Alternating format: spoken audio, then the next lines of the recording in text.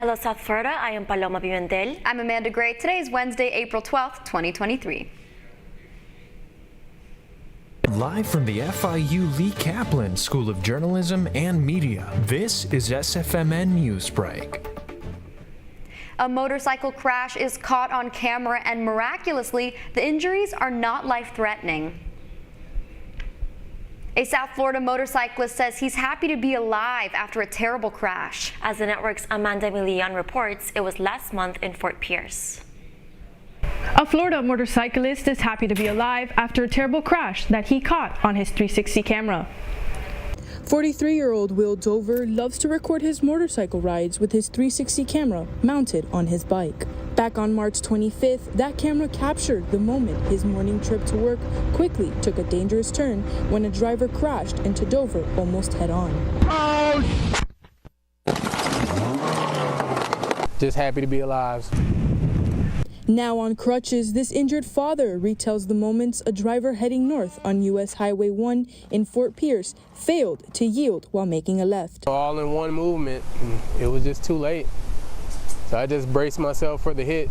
Dover suffered deep cuts on both legs and injured his shoulder and wrist. He claims wearing a helmet and motorcycle body gear saved his life. I just think maybe if he wasn't driving that day, I still have my bike. According to the crash report, the person behind the wheel shouldn't have been driving. They had a suspended license. According to the state last year, more than 112,000 Florida motorists were caught driving with suspended licenses. West Palm Beach attorney Michael Pike says these drivers create hazards on the road.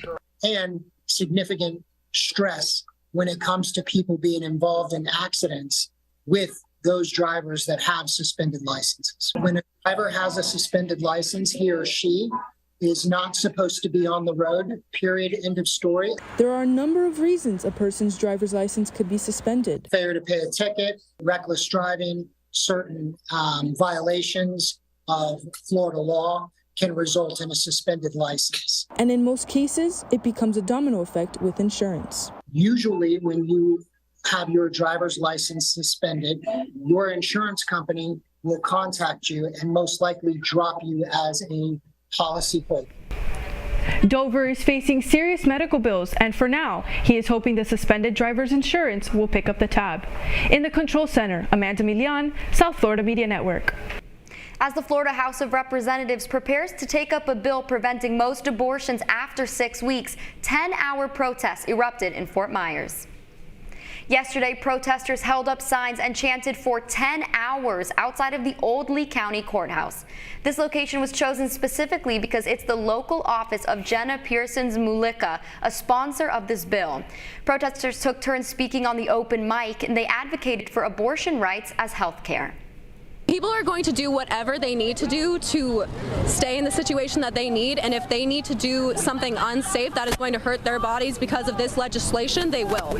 So fight for the right for safe laws and for safe health care.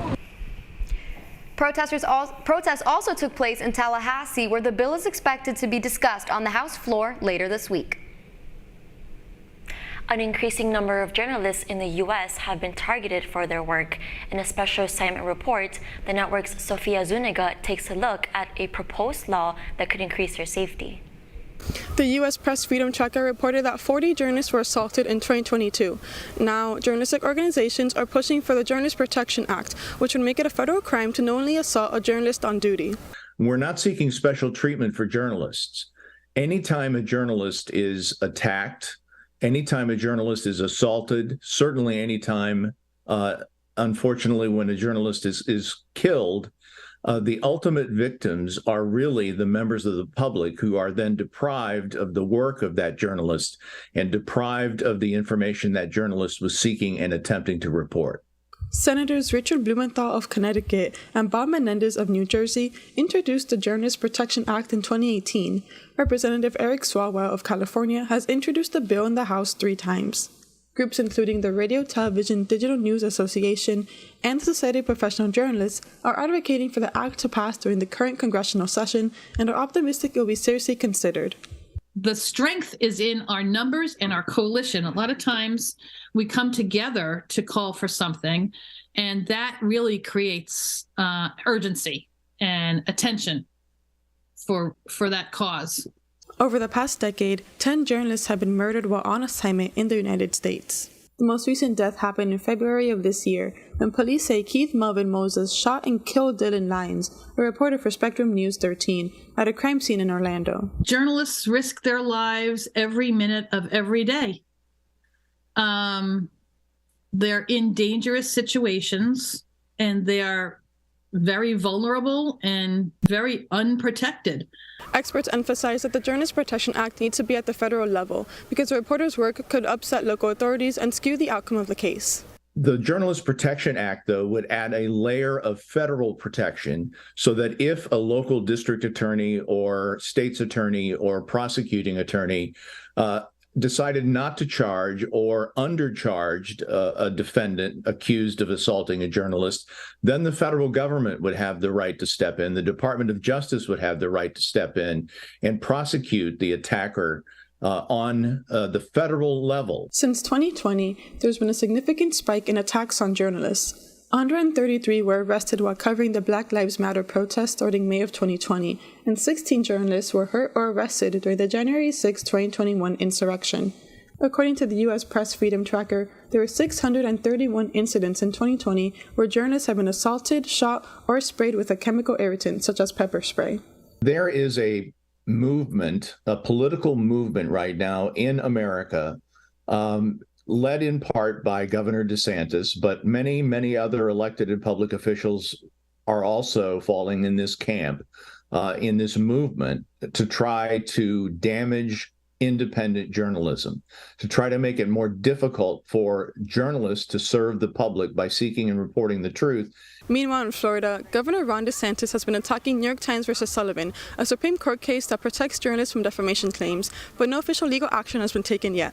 Reporting for the South Florida Media Network, I'm Sofia Zuniga from Washington, D.C. The Miami Heat are laser focused on their game Friday after a rocky start in the play-in tournament. Yesterday, the Heat faced off against the Atlanta Hawks for the first game of the play-in tournament, and it was rather disappointing. The Heat could never manage to take a lead, and after the first quarter, they were down 9 points. The Hawks' win gives them the number 7 seed in the East. Meanwhile, the Heat need to beat their opponent in the next game. The final score was Hawks 116, Heat 105. The Heat will play the winner of tonight's game between the Toronto Raptors and the Chicago Bulls. That game will be played on Friday just after 7 o'clock. The Panthers are headed to the playoffs. Even though the Cats did not play last night, they clinched the wild card on the strength of losses by the Islanders and Penguins. The last game of the regular season is tomorrow night at home against the Carolina Hurricanes. The Marlins beat the Phillies last night, and one player made team history.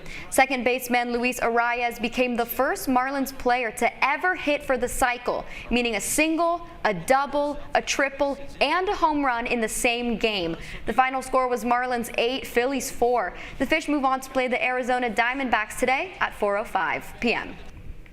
All Jordan sneakers are pricey, but one pair has set a new record. That's still ahead, and so is the story. You could talk about medical, you could talk about life experiences. An organization providing support for a special group of our neighbors. Newsbreak will be back in 2 minutes.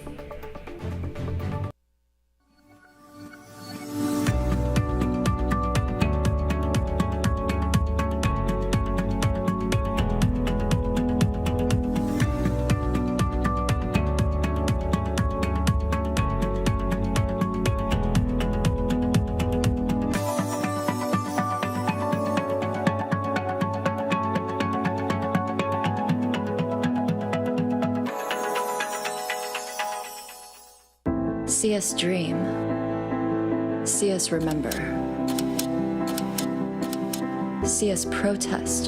You matter. Your feelings matter. Your identity matters. Everything about who you are matters. See us fight back. See us rebuild. See us shatter stereotypes. See us inspire. See us united. See us now. There are 16 million children struggling with hunger in America. That's 1 in 5 daughters, sons, neighbors, and classmates who don't know where their next meal is coming from. Yet billions of pounds of good food go to waste every year. It's time we do something about it. Feeding America is a nationwide network of food banks that helps provide meals to millions of kids and families in need. Visit feedingamerica.org to help them feed even more. Together, we can solve hunger. Together, we're feeding America.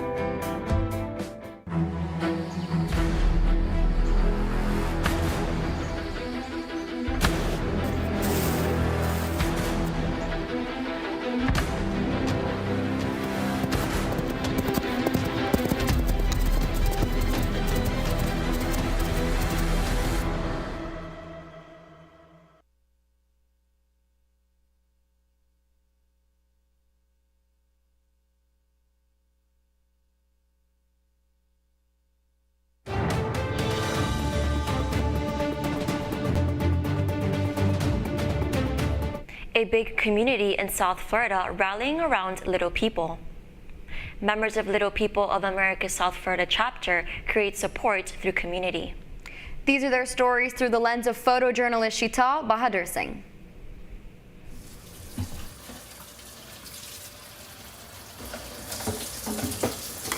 It is very important to be able to meet somebody with your same condition that can really understand how you feel, what you have to go through, and literally walk in your step, in your shoes. My type of dwarfism is pseudo-achondroplasia. I have been involved in Little People of America for over 30 years, and I'm currently the president. You could talk about medical, you could talk about life as experiences. I always felt, and my parents always felt, that I could use my legs and it would be much easier to drive a car that way. I had to do a lot of research because our condition is based on bones, and locally those resources are not available. And that's why we create these events at the park. From their home. Yeah. Yes.